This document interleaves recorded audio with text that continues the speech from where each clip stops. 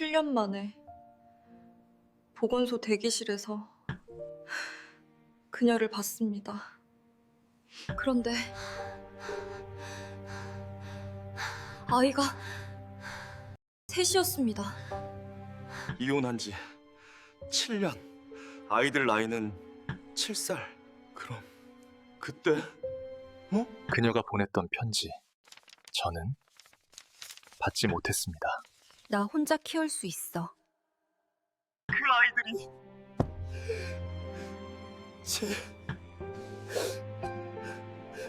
제 딸이었습니다. 왜 그럴까요? 이야기 시작 전 돈 안 드는 구독과 좋아요 한 번씩만 부탁드립니다. 그리고 댓글로 지금 영상을 어디서 보고 계신지 한 문장이라도 적어주시면 진심으로 감사하겠습니다. 그날 저는 제 손바닥을 의심했습니다. 주름 사이로 스며든 겨울 햇빛이 유난히 얇았는데도 손끝이 뜨겁게 저려왔습니다. 저는 이혼한 지 꼭 7회가 되던 날, 동네 보건소의 파란 의자에 앉아 있었습니다. 딱히 아픈 곳이 있어서가 아니었습니다. 한 달에 한 번 혈압약을 타러 가는 건 혼자 사는 사람의 작은 의식 같은 거였지요. 그런데 그곳에서 저는 제 인생이 아직 끝나지 않았다는 걸 보게 됩니다. 저를 똑바로 바라보던 세 쌍의 눈이 제 마음 한쪽을 조용히 무너뜨렸습니다. 번호표 뽑고 저쪽에 앉아 계시면 됩니다. 간호사의 말투는 담백했는데 그날따라 제 귀에는 라디오 잡음처럼 멀게 들렸습니다. 저는 번호표를 쥐고 한 걸음 물러섰습니다. 바닥에 회색 타일이 반짝였고 소독약 냄새가 코끝에서 멈춰 섰습니다. 겨울 외투 안쪽으로 찬 공기가 비집고 들어오던 순간이었습니다. 그때 복도 끝에서 유모차 바퀴 소리도 아닌데 또르르 작은 바퀴가 굴러오는 소리가 났습니다. 아이들 신발에 바퀴가 달린 가방이었습니다. 저는 고개를 들었습니다. 그리고 사람을 한 번에 알아보는 건 눈이 아니라 시간이라는 걸 그때 알았습니다. 그 여자가 먼저 보였습니다. 단정하게 묶은 머리, 목덜미를 덮는 낡은 니트 목도리, 손목 쪽이 살짝 해진 코트. 이선미. 제 전처였습니다. 선미는 저를 보자 딱 한 번 눈을 깜빡였습니다. 그 표정이 놀람인지 피곤인지 저는 아직도 정확히 말하지 못합니다. 다만 확실한 건 그 눈꺼풀이 내려왔다. 올라오는 1초에 선미가 마음속에서 뭔가를 닫아버렸다는 느낌이었습니다. 선미의 눈빛이 제 얼굴을 스쳐 지나갔습니다. 마치 아는 사람이 아니라 오래전 버스에서 스쳤던 누군가를 보는 것처럼요. 그 무관심이 관심보다 더 아팠습니다. 그 다음에 아이들이 보였습니다. 3명이었습니다. 똑같이 작은 목도리를 하고 똑같이 헐렁한 패딩을 입고 똑같이 손에 손을 잡고 서 있었습니다. 남자아이 하나, 여자아이 하나, 그리고 또 한 명.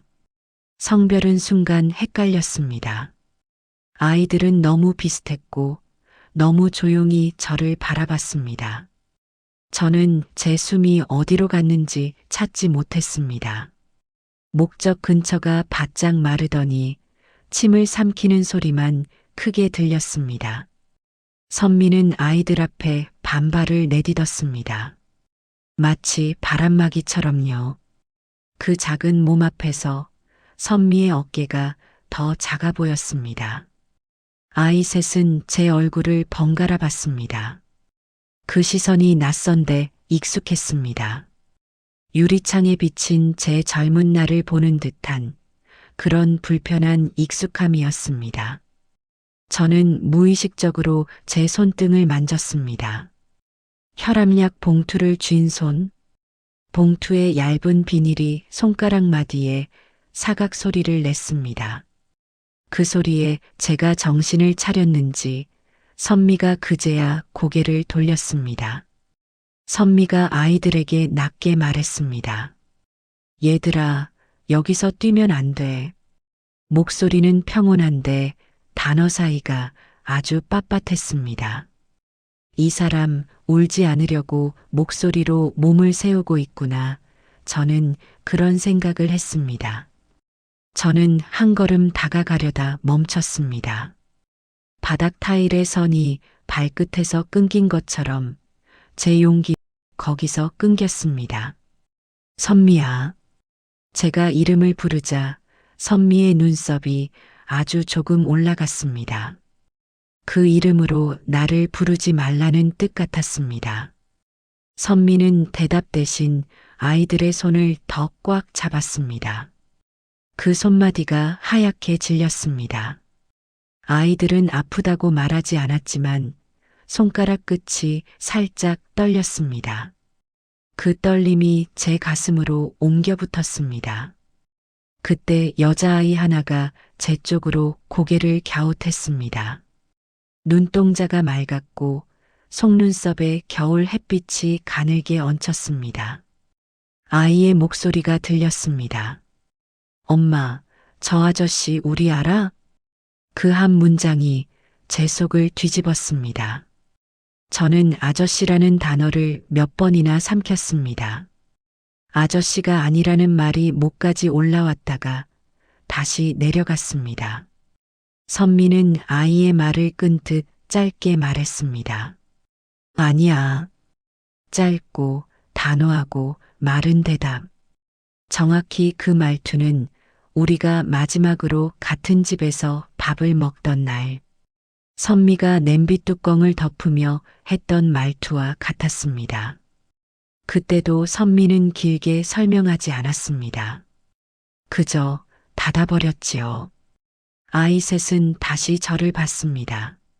세 쌍의 눈이 동시에 제 얼굴을 스캔하는 느낌이었습니다. 저는 그 눈매에서 제 아버지의 사진을 떠올렸습니다. 정확히는 아버지 영정사진 옆에 놓인 제 20살 때 증명사진. 제가 저런 눈으로 젊었을 때 저는 제 눈을 제대로 본 적이 없었습니다. 그런데 그날 저는 제 눈을 아이들 얼굴에서 봤습니다. 선미가 아이들을 데리고 접수창고 쪽으로 몸을 틀었습니다. 저는 본능적으로 따라갔습니다. 발이 아니라 마음이 먼저 움직였습니다. 선미야, 잠깐만 얘기 좀. 선미는 접수창고 유리 앞에서 멈췄습니다. 간호사가 성함이 어떻게 되세요? 하고 물었는데 선미는 바로 대답하지 못했습니다. 손끝이 유리 아래 번호표를 쓸어내렸습니다. 마치 괜찮다를 손가락으로 쓰는 것처럼요. 선미는 간신히 말했습니다. 최선미요. 선미가 자기 이름을 말할 때 목소리가 한번 갈라졌습니다. 최와 선미 사이에 0.5초의 침묵이 있었습니다. 그 침묵 안에 제 성이 들어갈 자리가 있었습니다. 하지만 선미는 그 자리를 비워뒀습니다. 그 순간 접수대 옆에 있던 아이들 가방에서 무언가가 흘러나왔습니다. 작은 수첩 하나였습니다. 표지에 귀여운 그림이 있었는데 글자는 제가 읽지 못하게 손바닥으로 덮였습니다. 선미가 너무 빨리, 너무 정확하게 덮었거든요. 하지만 저는 보았습니다. 그 수첩 안쪽에 끼워진 종이 한 장을요. 얇은 종이 약국 봉투 같은 질감. 거기 적힌 생년월일의 숫자들이 제 눈에 박혔습니다. 7년 전 우리가 남남이 된 그 해. 그 해의 끝자락이었습니다. 저는 똑바로 서 있으려고 했지만 무릎이 안쪽에서부터 풀려 내려오는 느낌이 들었습니다. 보건소 히터가 켜져 있었는데도 제 종아리는 얼음장처럼 차가웠습니다. 선미야. 제가 다시 부르자 선미가 고개를 돌렸습니다. 이번에는 눈이 마주쳤습니다. 선미의 눈에는 화도 없고 원망도 없었습니다. 그게 더 무서웠습니다. 불이 꺼진 방처럼 감정이 정리되어 있는 눈이었습니다. 선미가 낮게 말했습니다. 여기서 이러지 마. 저는 그 말이 조용히 해가 아니라 아이들 앞에서 상처 만들지 마로 들렸습니다. 선미는 끝까지 아이들 편이었습니다. 아이들 중 남자아이가 제 옷깃을 한번 훑어봤습니다. 마치 어른들이 비싼 옷을 입으면 어떤 냄새가 나는지 확인하는 것처럼요. 그리고 아주 작게 중얼거렸습니다. 우리 반에 저런 냄새 나는 아빠 있던데. 저는 웃지도 울지도 못했습니다. 비싼 냄새라는 건 섬유유연제도 향수도 아니었습니다. 집에 누가 기다리는 사람에게서 나는 냄새였지요. 그걸 아이는 알고 있었습니다. 선미가 아이들의 어깨를 한 번씩 쓸어내렸습니다. 3번. 그 손길이 빠르지 않았습니다. 하루에 몇 번씩 그렇게 쓸어내리는 손길이었습니다. 저는 그 손길의 속도에서 선미의 지난 시간을 보았습니다. 선미는 마지막으로 저를 보며 말했습니다. 부탁이야. 모르는 척해. 저는 그 자리에서 대답을 하지 못했습니다. 입이 아니라 마음이 굳어버렸습니다. 선미는 아이들 손을 잡고 대기실 안쪽으로 들어갔습니다.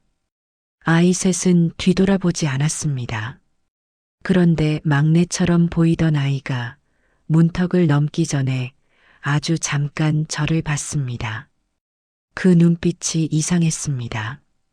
궁금함도 경계도 아닌 혹시라는 단어만 남겨둔 눈빛이었습니다. 저는 그 눈빛을 붙잡고 싶었습니다. 하지만 손을 뻗으면 더 멀어질 것 같았습니다.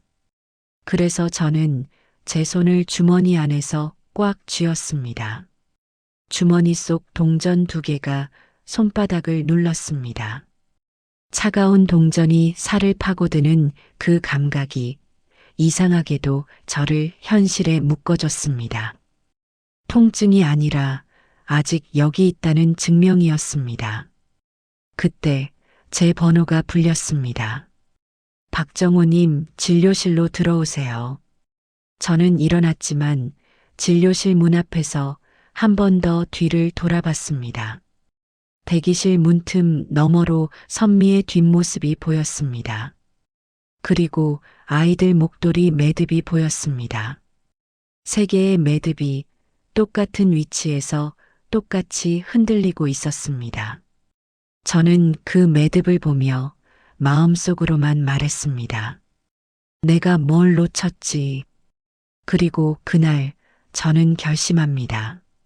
모르는 척은 이제 그만하겠다고. 집으로 돌아오는 길은 평소보다 길었습니다. 버스 유리창에 비친 제 얼굴이 낯설었습니다. 눈가 주름이 깊어 보였고 입꼬리가 아래로 처져 있었습니다. 제가 언제부터 이런 얼굴로 살았는지 저는 몰랐습니다. 현관문을 열고 들어섰을 때 약봉투가 손에서 미끄러졌습니다. 딱 하고 바닥에 떨어졌습니다. 저는 그 소리를 듣고도 한참을 서 있었습니다. 신발을 벗지 않은 채로 현관에 주저앉았습니다. 신발 밑창에 눈이 조금 묻어 있었습니다. 그 눈이 녹으면서 현관 바닥에 작은 물웅덩이를 만들었습니다. 저는 그 물을 보며 제 마음도 이렇게 녹아내리고 있다고 생각했습니다. 부엌으로 갔습니다. 주전자에 물을 받아 불을 켰습니다. 물이 끓는 소리만 들렸습니다. 보글보글보글. 그 소리가 제 머릿속을 채웠습니다. 다른 생각을 할 수 없었습니다. 아이들 얼굴이 계속 떠올랐습니다. 세 쌍의 눈, 세 개의 목도리 매듭, 세 번의 손길. 저는 찻잔에 물을 따르다가 손을 대었습니다. 뜨거웠지만 잔을 놓지 않았습니다. 손바닥에 열기가 스며드는 그 감각이 제가 아직 살아있다는 걸 확인시켜줬습니다. 저는 서랍을 열었습니다. 오래된 서류들이 있었습니다. 이혼 서류, 재산분할 합의서, 그리고 마지막 통화 기록이 적힌 전화 고지서. 저는 그 종이들을 한 장 한 장 넘겼습니다. 종이에서 오래된 냄새가 났습니다. 곰팡이 같기도 하고 먼지 같기도 한 냄새. 그 냄새가 제 코를 따갑게 했습니다. 저는 울지 않았지만 눈이 뜨거웠습니다. 이혼 서류에 적힌 날짜를 확인했습니다. 7년 전 2월 14일 발렌타인데이였습니다. 우리는 초콜릿 대신 서류를 주고받았습니다. 그리고 그해 12월에 아이들이 태어났다는 뜻입니다. 저는 계산기를 꺼냈습니다. 손가락이 떨렸지만 숫자를 눌렀습니다. 2월에 이혼, 12월에 출산, 역산하면 임신은 3월쯤, 이혼 직후였습니다. 저는 계산기를 내려놓았습니다. 손이 떨렸습니다. 계산기 숫자가 흐릿하게 보였습니다. 눈물이 아니라 제 시야가 흔들리고 있었습니다. 저는 눈을 감았습니다. 그리고 천천히 숨을 쉬었습니다. 왜 말하지 않았을까? 그 질문이 제 머릿속을 맴돌았습니다. 저는 전화기를 집어들었습니다. 선미의 번호는 이미 삭제했지만 제 손가락은 기억하고 있었습니다. 번호를 누르려다가 멈췄습니다. 지금 전화하면 뭐라고 말하지? 왜 말 안 했냐고 따지면 아이들은 어떻게 되지? 선미가 전화를 받기나 할까? 저는 전화기를 내려놓았습니다. 대신 동네 약국으로 갔습니다. 약국 문을 열자 종소리가 딸랑 울렸습니다. 약사 선생님이 고개를 들었습니다. 어서 오세요. 무슨 약 찾으세요? 저는 약을 찾으러 온 게 아니었지만 뭐라도 사야 할 것 같았습니다. 소화제 있나요? 네, 잠시만요. 약사 선생님이 서랍을 뒤적이는 동안 저는 약국 안을 둘러봤습니다. 벽에 붙은 포스터들, 예방접종 안내, 건강검진 일정, 그리고 지역아동센터 자원봉사 모집 공고. 저는 그 공고를 오래 봤습니다.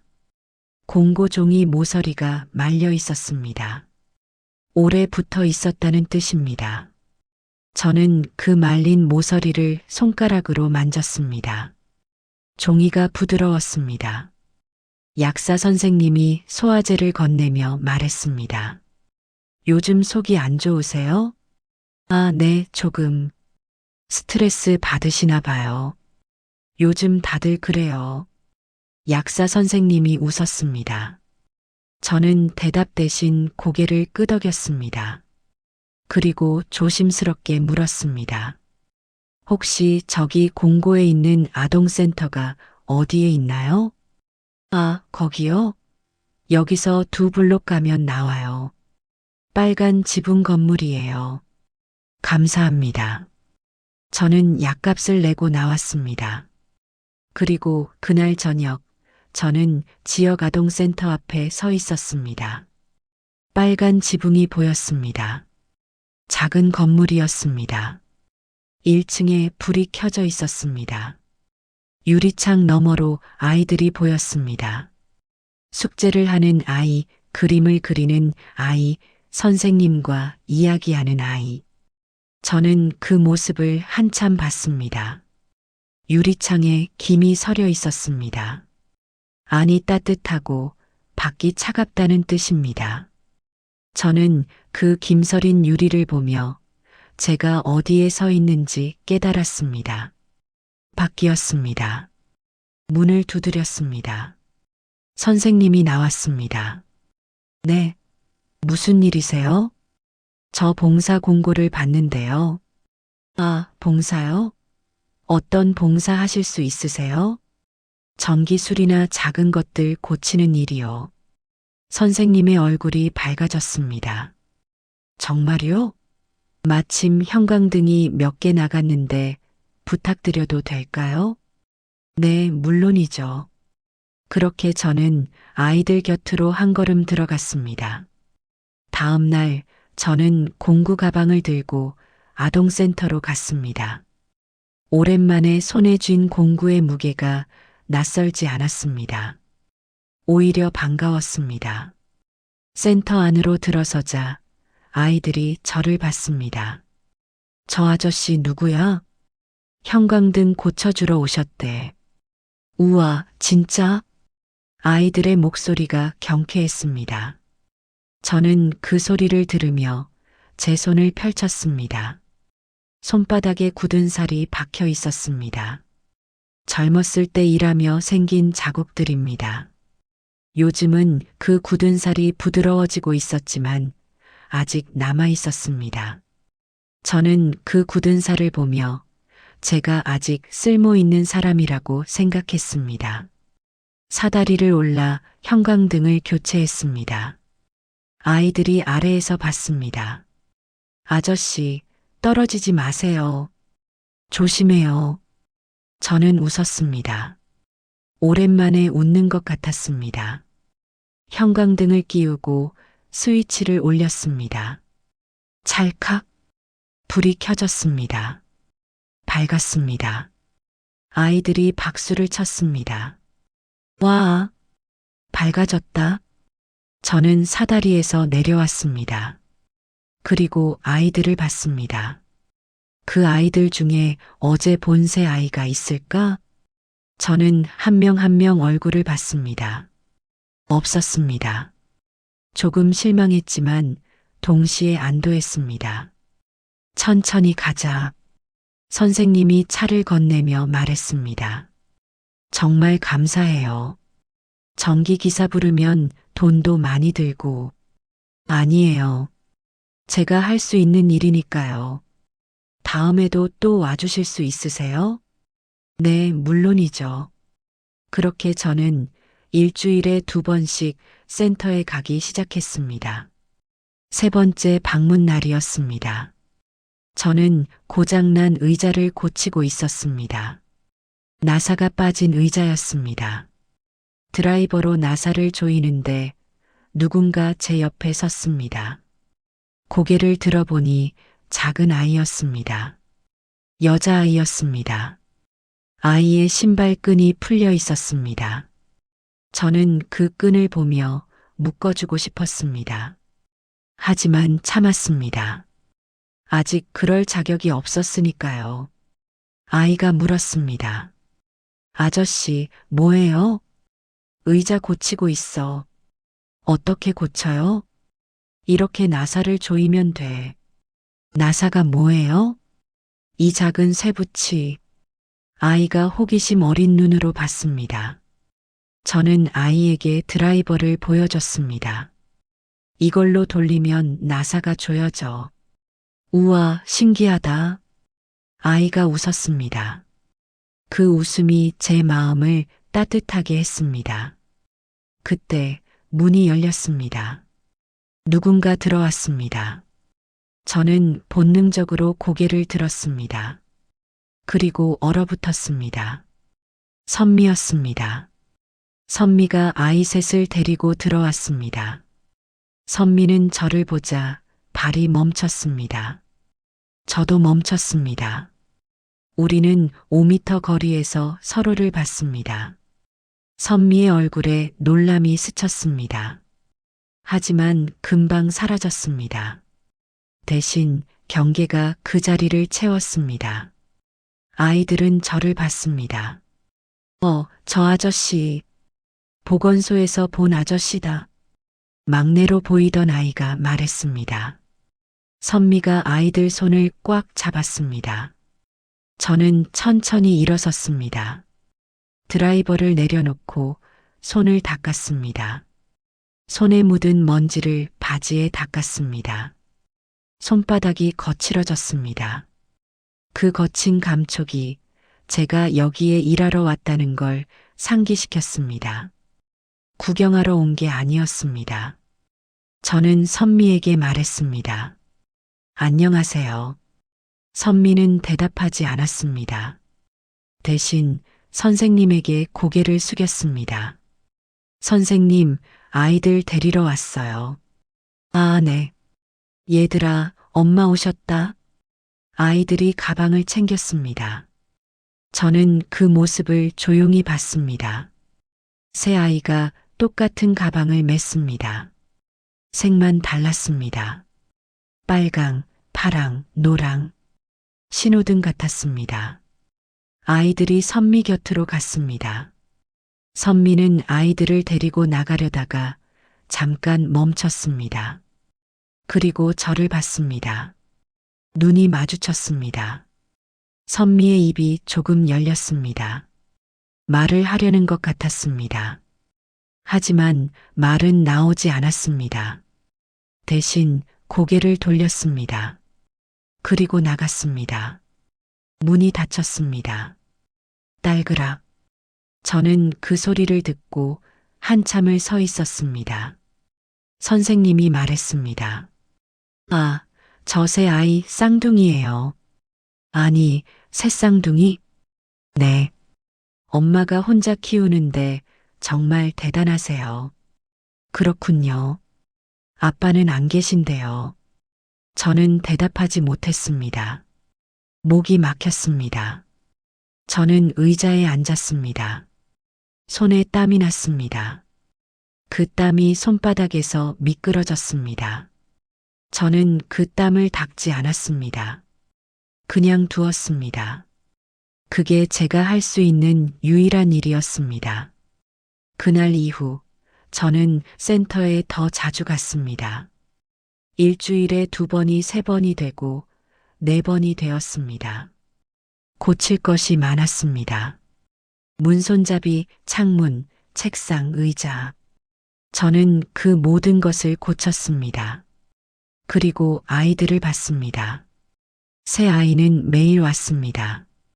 학교가 끝나면 센터로 왔습니다. 숙제를 하고 간식을 먹고 친구들과 놀았습니다. 저는 그 모습을 멀리서 봤습니다.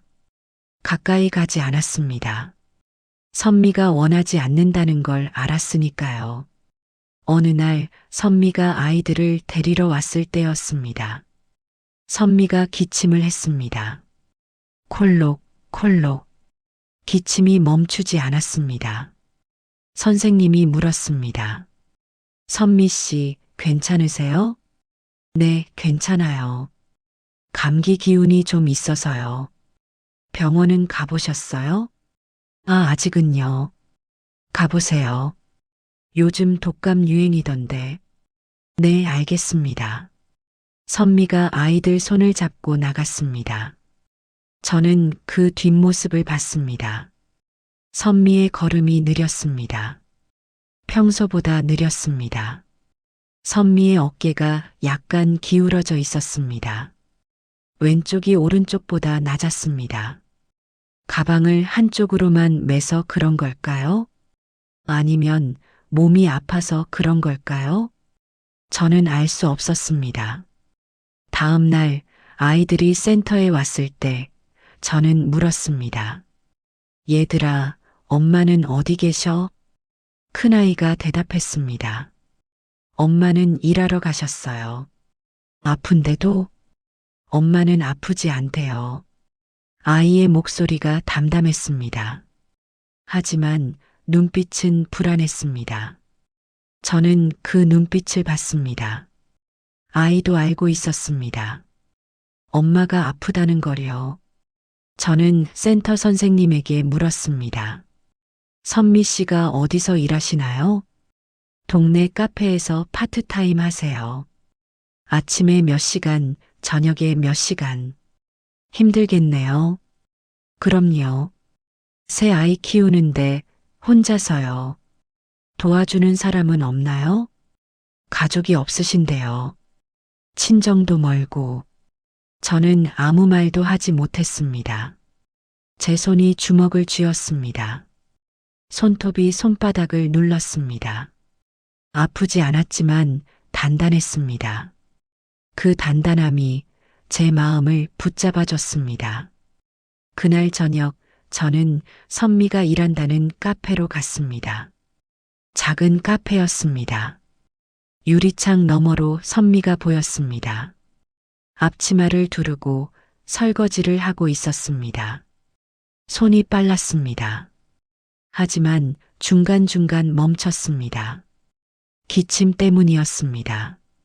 콜록, 콜록. 선미는 기침을 손으로 막고 다시 설거지를 했습니다. 저는 그 모습을 한참 봤습니다. 선미의 손이 붉었습니다. 뜨거운 물 때문인지 추운 날씨 때문인지 그 붉은 손이 제 가슴을 아프게 했습니다. 저는 카페에 들어가지 못했습니다. 들어가면 선미가 불편해할 것 같았습니다. 그래서 저는 밖에서 한참을 서 있다가 돌아왔습니다. 며칠 뒤 센터에서 아이들이 이야기하는 걸 들었습니다. 엄마가 병원 가래. 언제? 내일. 혼자? 응. 저는 그 대화를 듣고 마음을 먹었습니다. 내일 병원에 가자.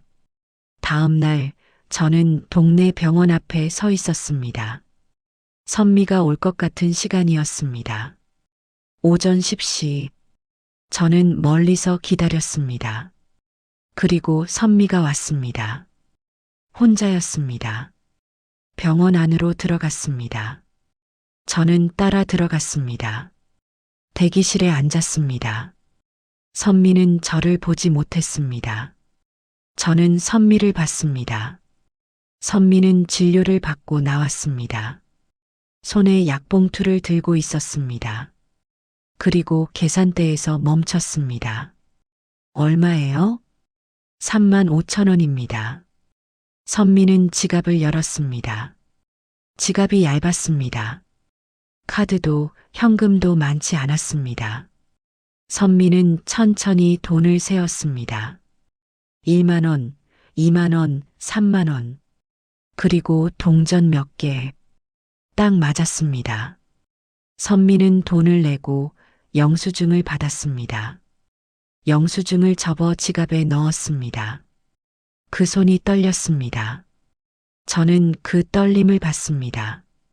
선미는 병원을 나갔습니다. 저는 계산대로 갔습니다. 저 방금 나가신 분 혹시 진료비 더 내실 거 있나요? 아니요, 다 내셨는데요. 그럼 다음에 오시면 제가 낼게요. 네. 무슨 말씀이세요? 제 명의로 10만 원 예치해 주세요. 그분이 오시면 거기서 빼서 쓰시게요. 아, 네, 알겠습니다. 저는 돈을 내고 병원을 나왔습니다. 지갑이 가벼워졌습니다. 하지만 마음은 조금 가벼워졌습니다. 돈으로 해결되는 건 아니지만 적어도 선미가 병원비 걱정은 덜 하겠지요. 어느 날 센터 선생님이 저를 불렀습니다. 정호 씨, 창고 좀 정리해 주실 수 있으세요? 네, 물론이죠. 창고는 작았습니다. 오래된 물건들이 쌓여 있었습니다. 책, 장난감, 옷 박스. 저는 하나씩 정리했습니다. 그러다가 오래된 박스 하나를 발견했습니다. 2017년 기록이라고 적혀 있었습니다. 7년 전이었습니다. 저는 그 박스를 열었습니다. 안에 서류들이 있었습니다. 센터 운영 기록, 후원자 명단, 아이들 명단. 저는 그 명단을 넘겼습니다. 그리고 멈췄습니다. 손이 떨렸습니다. 종이가 흔들렸습니다.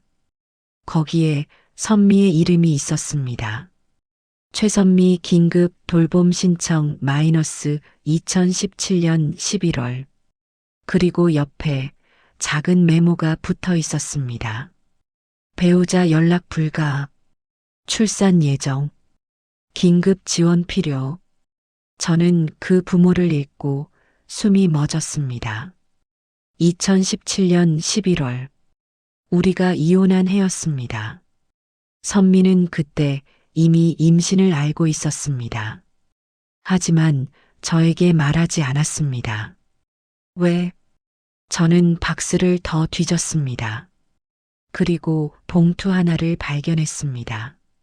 반송된 편지였습니다.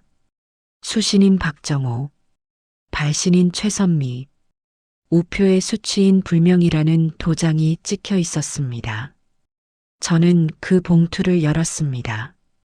손이 떨렸지만 열었습니다. 안에 편지가 있었습니다. 편지지가 낡았습니다. 구겨진 자국이 있었습니다. 잉크가 번진 곳도 있었습니다. 저는 그 편지를 펼쳤습니다. 그리고 읽었습니다. 정우야, 이 편지가 너에게 갈지 모르겠다. 너는 이미 이사를 갔고 새 번호를 쓰고 있을지도 몰라. 하지만 나는 써야겠어. 나 아이가 생겼어. 아니, 아이들이 3명이야. 의사 선생님이 그러시더라. 새쌍둥이래. 처음에는 믿을 수 없었어. 우리가 헤어진 지 얼마 안 됐는데. 근데 사실이야. 나는 너에게 말하고 싶었어. 하지만 너는 이미 떠났잖아. 다신 연락하지 말자고 했잖아. 나는 그 말을 지키려고 했어. 하지만 아이들은 너의 아이이기도 해. 그래서 이 편지를 쓰는 거야. 만약 이 편지를 받으면 연락해줘. 아니, 안 해도 돼. 나는 혼자 키울 수 있어. 그냥 내가 알았으면 했어. 선미. 저는 편지를 다 읽고 손을 떨었습니다. 편지에서 선미의 냄새가 났습니다. 아니, 냄새가 아니라 온기 같은 거였습니다. 7년 전 선미의 마음이 종이에 남아 있었습니다. 저는 그 종이를 가슴에 안았습니다. 그리고 울었습니다. 소리 내지 않고 조용히. 눈물이 뺨을 타고 흘렀습니다. 턱에서 떨어졌습니다. 바닥에 똑 하고 떨어졌습니다. 수치인 불명. 그 도장이 제 가슴을 찔렀습니다. 선미는 편지를 보냈습니다. 하지만 저는 받지 못했습니다. 왜? 저는 이사를 했습니다. 이혼 직후 모든 걸 정리하고 새 집으로 갔습니다. 전화번호도 바꿨습니다. 다시는 연락하지 말자고 했습니다. 그리고 정말로 연락하지 않았습니다. 선미도 저도. 하지만 선미는 마지막으로 한 번 연락을 시도했습니다. 이 편지로. 그리고 저는 받지 못했습니다. 저는 편지를 다시 읽었습니다. 나는 혼자 키울 수 있어. 그 문장이 제 심장을 쥐어짰습니다. 선미는 혼자 결심했습니다. 저 없이 아이들을 키우기로요. 그리고 실제로 7년 동안 혼자 키웠습니다. 저는 그 시간을 혼자 살았습니다. 아무것도 모른 채로요. 저는 센터를 나왔습니다. 편지를 주머니에 넣고 걸었습니다. 어디로 가는지 몰랐습니다. 그냥 걸었습니다. 발이 아플 때까지 걸었습니다. 그리고 공원 벤치에 앉았습니다. 벤치가 차가웠습니다. 겨울이었으니까요. 그 차가움이 제 등을 스며들었습니다. 하지만 저는 일어나지 않았습니다. 그냥 앉아 있었습니다. 하늘을 봤습니다. 구름이 흘러갔습니다.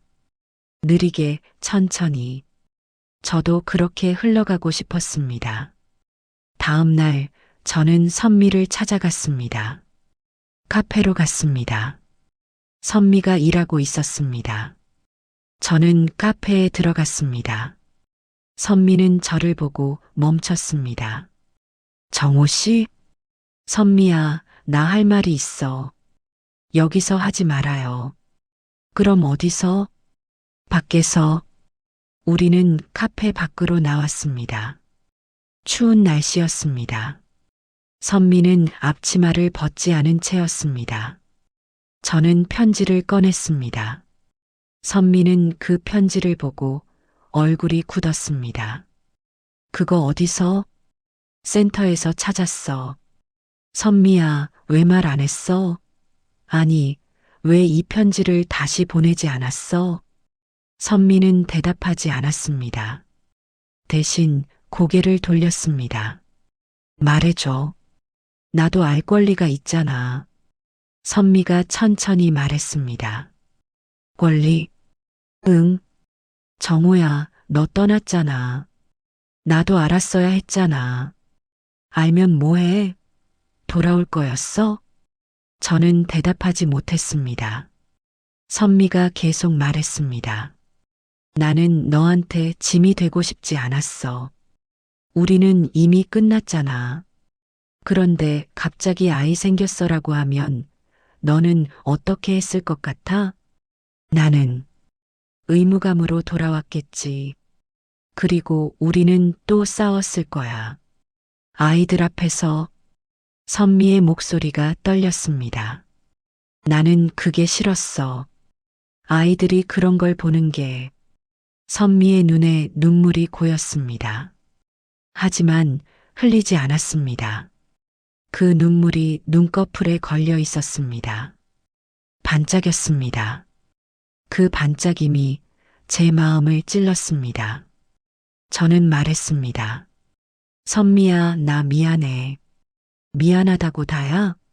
아니, 아니야. 나는 이제라도 책임지고 싶어. 책임? 응. 선미가 웃었습니다. 쓴웃음이었습니다. 책임은 7년 전에 졌어야 하는 거야. 그 말이 제 가슴을 무너뜨렸습니다. 선미는 카페로 돌아갔습니다. 저는 그 자리에 서 있었습니다. 발이 얼었습니다. 신발 밑창을 통해 차가움이 스며들었습니다. 하지만 저는 움직이지 못했습니다.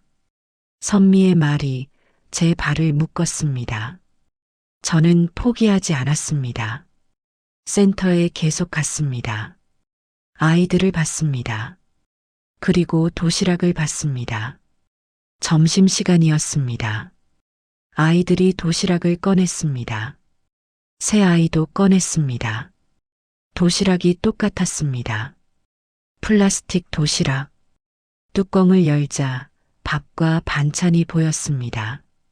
반찬이 간단했습니다. 계란말이 한 조각, 김치 몇 개, 소시지 반쪽. 그게 전부였습니다. 아이들은 맛있게 먹었습니다. 하지만 저는 알았습니다. 그게 선미가 새벽에 만든 도시락이라는 걸요. 아침 일찍 일어나 3개의 도시락을 똑같이 만들었을 겁니다.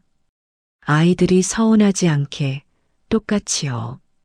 저는 그 모습을 보며 마음이 아팠습니다. 다음 날 저는 도시락을 샀습니다. 3개를요. 그리고 반찬을 만들었습니다. 오랜만에 요리를 했습니다. 서툴렀습니다. 하지만 정성껏 만들었습니다. 칼질이 엉성했습니다. 당근이 고르지 않았습니다. 하지만 저는 포기하지 않았습니다. 다시 썰었습니다. 조금 더 고르게요. 계란말이도 만들었습니다. 타지 않게 천천히 구웠습니다.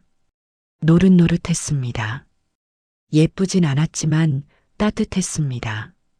도시락을 싸고 센터로 갔습니다. 선생님께 부탁했습니다. 이거 아이들 점심에 주실 수 있나요? 누구 거예요? 새쌍둥이 아이들이요.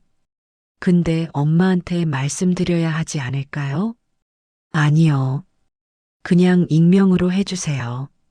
알겠습니다. 점심시간이 되었습니다. 아이들이 도시락을 받았습니다. 새 아이가 도시락을 열었습니다. 눈이 커졌습니다. 우와, 이거 누가 준 거야? 몰라. 선생님이 주셨는데. 아이들이 맛있게 먹었습니다. 저는 멀리서 봤습니다. 아이들이 웃었습니다. 밥을 먹으며 웃었습니다. 그 웃음이 제 마음을 채웠습니다. 따뜻했습니다. 그리고 다음 날, 선미가 센터에 왔습니다. 선생님과 이야기하는 걸 들었습니다. 누가 도시락을 주신 거예요? 익명이래요. 감사하다고 전해주세요. 선미의 목소리가 떨렸습니다.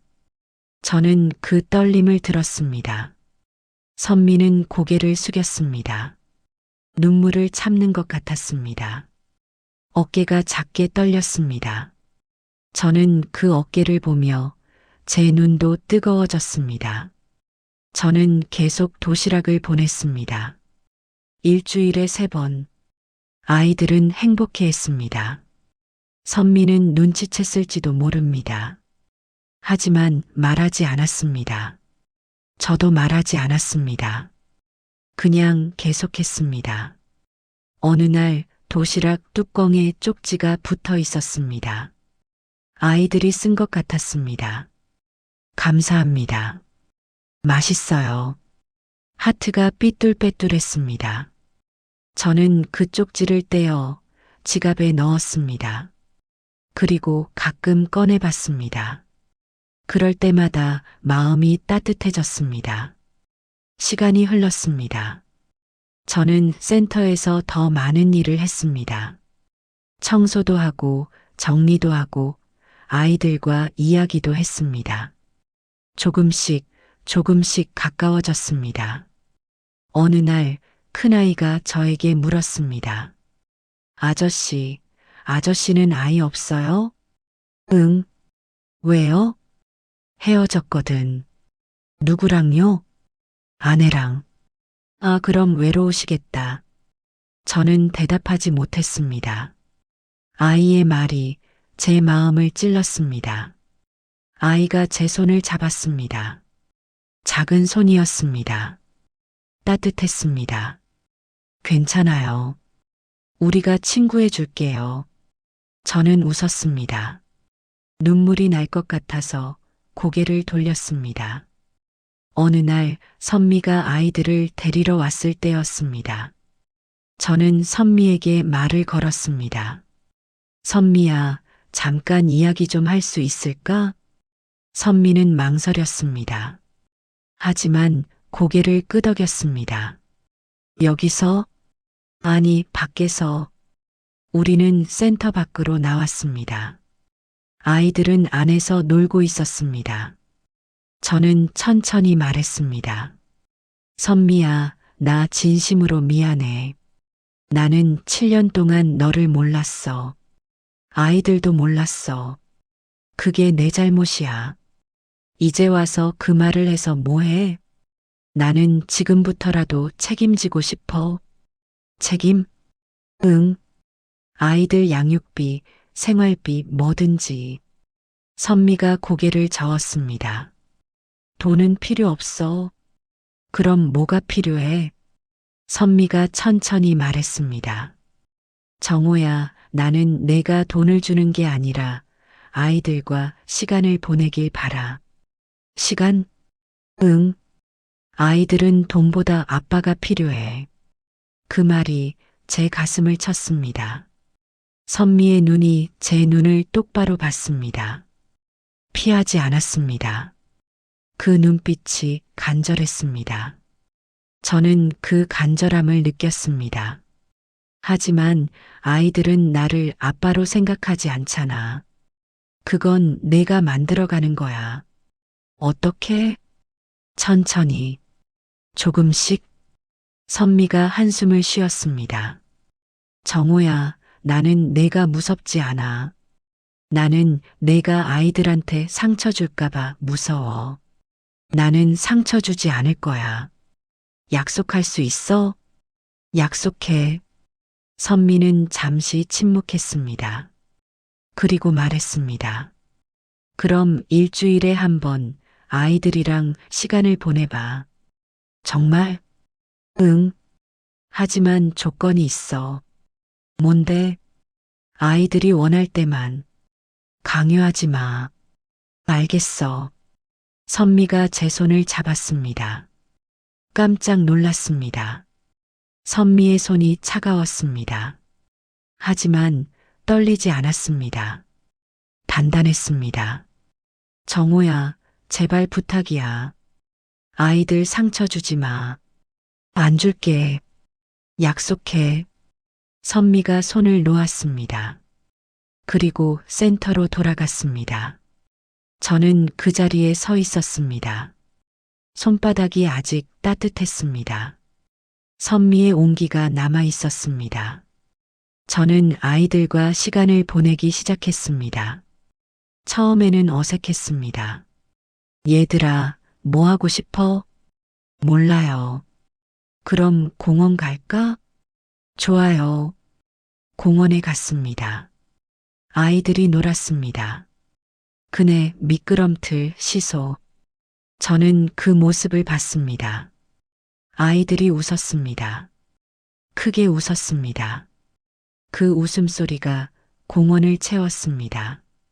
저는 그 소리를 들으며 제가 살아있다는 걸 느꼈습니다. 하지만 실수를 했습니다. 어느 날 제가 너무 앞서 나갔습니다. 얘들아, 이제 아빠라고 불러도 돼. 아이들이 멈췄습니다. 조용해졌습니다.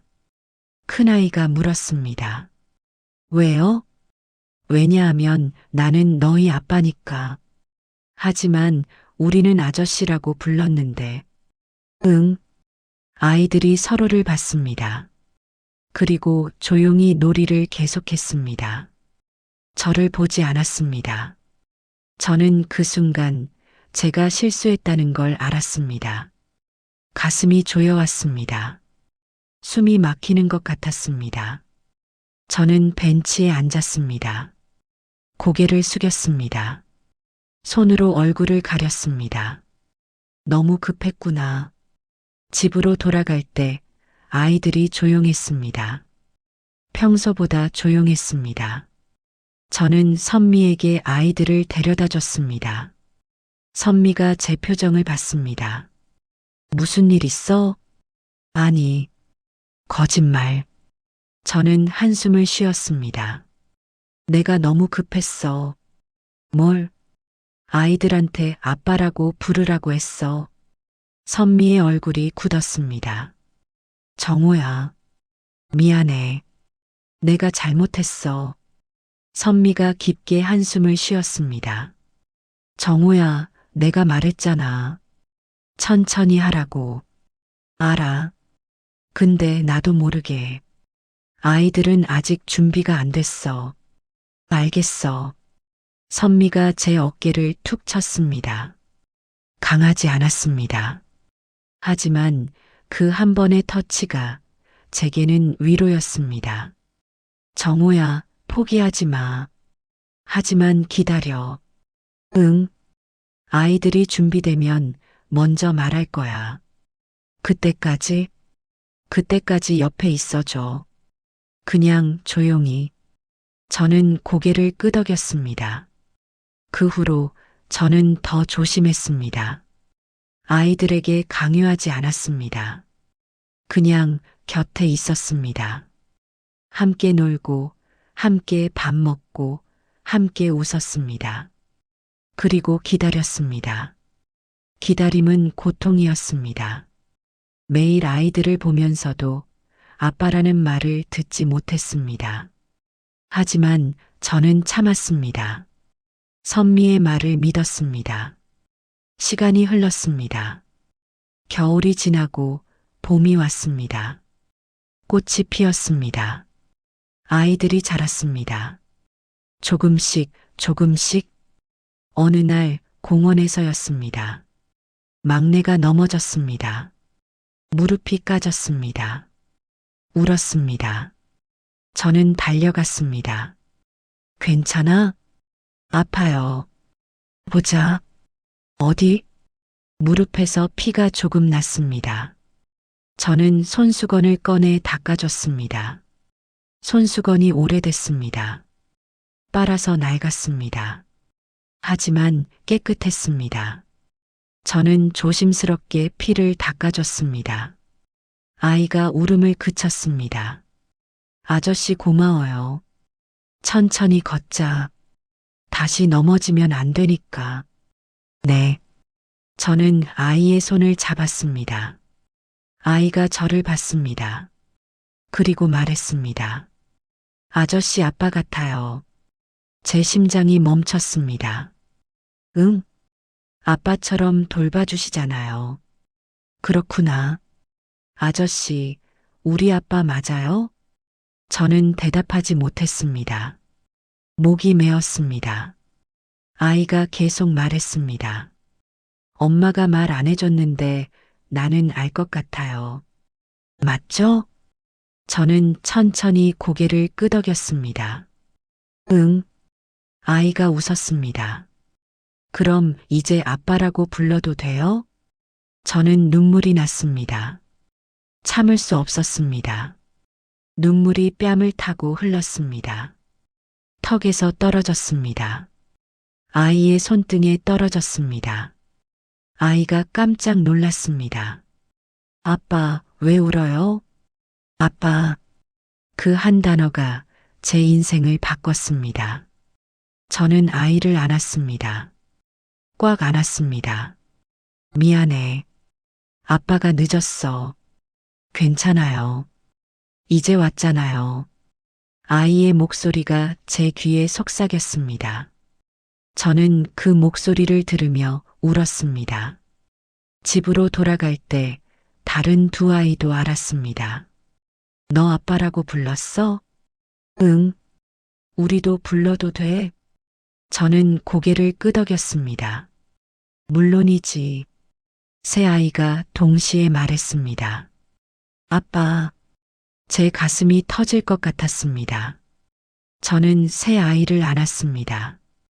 작은 몸들이 제 품에 들어왔습니다. 따뜻했습니다. 살아있었습니다. 저는 그 온기를 느끼며 제가 다시 태어났다고 생각했습니다. 선미에게 아이들을 데려다 줬습니다. 선미가 제 얼굴을 봤습니다. 울었어? 응. 무슨 일이야? 아이들이 아빠라고 불렀어. 선미의 눈이 커졌습니다. 그리고 웃었습니다. 그래. 응. 잘했네. 선미야, 고마워. 왜? 기다려줘서. 선미가 제 손을 잡았습니다. 정호야, 이제 시작이야. 응, 알아. 선미의 손이 따뜻했습니다. 예전처럼은 아니었습니다. 하지만 새로운 따뜻함이었습니다. 저는 그 따뜻함을 놓지 않았습니다. 저는 아이들과 더 많은 시간을 보냈습니다. 주말마다 만났습니다.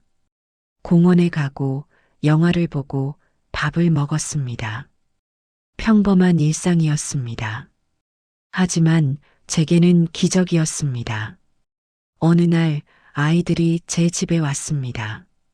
현관에 신발을 벗었습니다. 세 켤레의 작은 신발이 나란히 놓였습니다. 저는 그 신발을 보며 가슴이 뭉클했습니다. 제 집에 아이들의 신발이 있다니 꿈만 같았습니다. 저는 밥을 차렸습니다. 서툴렀지만 정성껏 만들었습니다. 아이들이 맛있게 먹었습니다. 아빠 맛있어요. 정말? 네. 저는 웃었습니다. 행복했습니다. 어느 날 선미와 진지한 대화를 했습니다. 정호야, 우리 어떻게 할까? 무슨 말이야? 우리 관계 말이야. 나는 내가 아이들 아빠인 건 인정해. 하지만 우리가 다시 부부가 되는 건 아직 모르겠어. 저는 고개를 끄덕였습니다. 알아. 나도 그래. 그럼 공동 양육하자. 우리는 부부는 아니지만 아이들 부모잖아. 선미가 조금 놀란 표정을 지었습니다. 너 그렇게 생각해? 응. 나는 내가 부담스럽지 않았으면 좋겠어.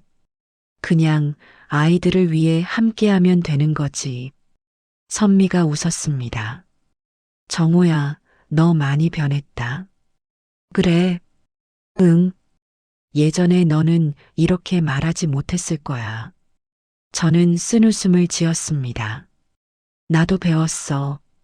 늦었지만. 선미가 제 손을 잡았습니다. 정호야, 고마워. 이렇게 생각해줘서. 나도 고마워. 기회를 줘서. 우리는 악수했습니다. 예전의 부부가 아니라 새로운 동반자로서요. 시간이 흘렀습니다. 저는 아이들과 일주일에 3번씩 만났습니다. 선미도 함께할 때가 있었습니다. 우리는 어색하지 않았습니다. 오히려 편했습니다. 어느 날 아이들이 학예회를 했습니다. 저와 선미가 함께 갔습니다. 객석에 나란히 앉았습니다. 아이들이 무대에 올라갔습니다. 노래를 불렀습니다. 저는 그 모습을 보며 눈물이 났습니다. 선미도 울고 있었습니다. 저는 선미의 손을 잡았습니다. 선미가 저를 봤습니다. 우리는 말하지 않았습니다. 그냥 손을 잡고 있었습니다. 그것만으로 충분했습니다. 지금 저는 행복합니다. 완벽하지 않습니다. 선미와 다시 결혼한 것도 아니고 같은 집에 사는 것도 아닙니다. 하지만 저는 아이들의 아빠입니다. 그게 가장 중요합니다. 어느 날 아이들이 제 집에 왔습니다. 현관에 신발을 벗었습니다. 세 켤레의 신발이 나란히 놓였습니다. 저는 그 신발을 보며 웃었습니다. 이게 내 일상이구나. 밥을 차렸습니다. 아이들이 밥을 먹었습니다. 아빠, 오늘 학교에서 있었던 일 들어줄래요? 그럼 말해봐. 아이들이 신나게 이야기했습니다. 저는 그 이야기를 들으며 고개를 끄덕였습니다. 행복했습니다. 그리고 선미에게서 문자가 왔습니다. 저녁 잘 챙겨 먹이고 9시까지 데려다 줘. 알았어. 저는 웃으며 답장을 보냈습니다. 저녁을 먹고 아이들을 선미 집에 데려다 줬습니다. 현관 앞에서 아이들이 인사했습니다. 아빠, 다음에 또 와요. 응, 꼭. 아이들이 집 안으로 들어갔습니다. 선미가 문 앞에 섰습니다. 수고했어. 아니야. 재밌었어. 그래. 그럼 조심히 가. 응. 저는 돌아서려다가 멈췄습니다. 선미야. 응. 고마워. 왜? 이렇게 해줘서. 선미가 웃었습니다. 나도 고마워. 저는 그 웃음을 보며 발걸음을 돌렸습니다. 집으로 가는 길이 가벼웠습니다. 버스에 올랐습니다. 창밖을 봤습니다. 거리에 불이 켜졌습니다. 사람들이 걸었습니다. 저도 그중 한 명이었습니다. 하지만 이제는 혼자가 아니었습니다. 제게는 새 아이가 있었습니다. 그리고 함께 걸어갈 사람이 있었습니다. 저는 오늘도 내일도 계속 걸어갈 것입니다. 아이들 곁에서요. 그게 제가 할 수 있는 가장 큰 책임입니다. 신발은 세 켤레지만 마음은 하나입니다.